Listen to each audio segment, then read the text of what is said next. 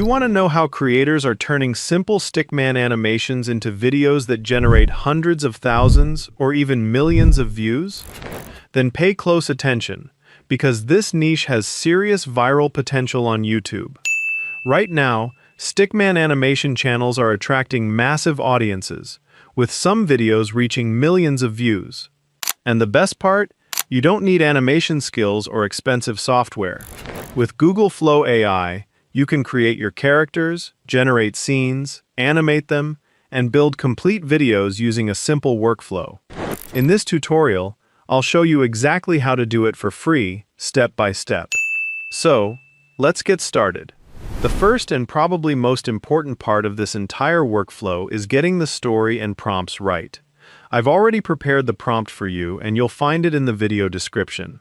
Simply copy it, paste it into ChatGPT, and press enter. It will generate 10 attention-grabbing Stickman video ideas that are designed around simple stories people will actually want to watch. For this tutorial, I'll go with number 3, why your brain makes you see faces everywhere. Next, choose the video length you want. I'll select 30 to 60 seconds. You can choose a longer duration if you want. ChatGPT will then generate the complete story, including the narration and detailed image prompts for every scene.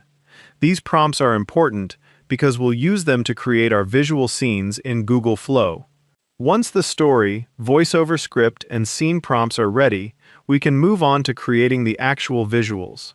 Now let's create the images for each scene. For this tutorial, we'll be using Google Flow, Google's AI filmmaking platform. What makes Flow especially useful for this workflow is that you can create your images, animate them, maintain visual consistency, and build your final sequence without constantly jumping between different AI tools. After opening Google Flow, create a new project. You'll see the main prompt box where you can describe what you want to generate. Before creating the first image, make sure the generation type is set to image.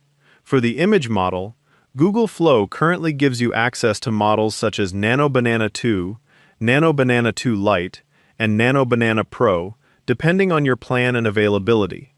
For this tutorial, I'll use the Nano Banana 2 image model available to me here. Set the aspect ratio to 16:9 because we're creating a standard YouTube video.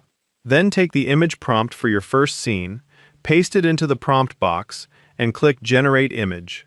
Within a few moments, Flow will generate your first Stickman scene. Take a moment to review the result. If you like it, save it to your project. If something isn't quite right, you can refine the image with another prompt instead of starting completely from scratch. Google Flow keeps previous versions in the image history, so you can experiment without losing the original. Now we'll repeat the same process for the remaining scenes. Paste the next image prompt, generate the image, review it, and save the version you want to use. However, there's one important thing you need to pay attention to when creating Stickman animations, and that's consistency.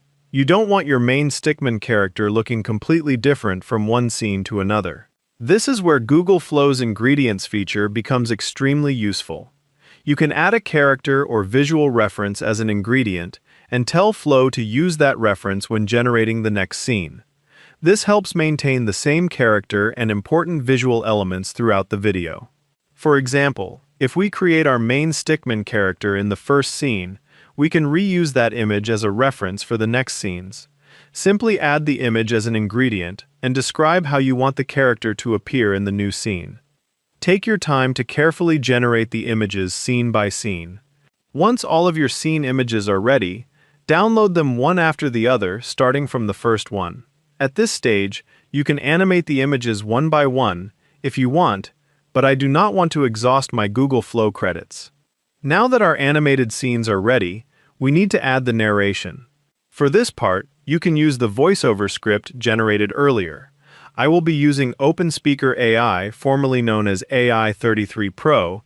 It gives you access to premium 11 Labs voices very cheap. You can generate more than 2 hours of voiceover in one click.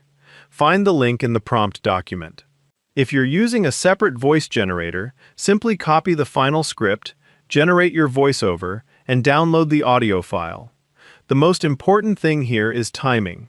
Make sure the narration matches the story and that each scene stays on screen long enough for viewers to understand what's happening. Once your voiceover is ready, we're ready to put everything together. Now that our images, animated clips, and voiceover are ready, it's time to put everything together in CapCut. Open CapCut, create a new project, and import all of your generated images and your voiceover. Add the voiceover to the timeline first, then start placing your images above it in the same order as the story. You don't have to animate every image. In fact, you can create a perfectly good Stickman video using the generated images alone. Simply adjust the duration of each image so it matches the corresponding part of the narration. For certain scenes, you can add a simple zoom, pan, or subtle camera movement to make the still images feel more dynamic. If you've generated a few animated clips in Google Flow, you can also mix them into the timeline wherever movement would make the scene more interesting.